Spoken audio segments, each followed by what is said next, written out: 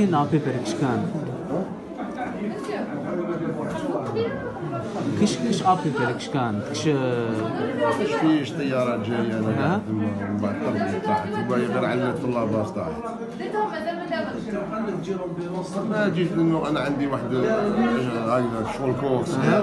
عالي قاعد فيه عرض انا صوتي دير الطياره جات من ثم هبطت بالجناح تاعها قاست بالجناح قاست ديريكت بالجناح ثم كي شعلت في الاخر هذاك تسمى خلاص ديك تربي وخلاص صوتي شاهدوا الحمد لله على ما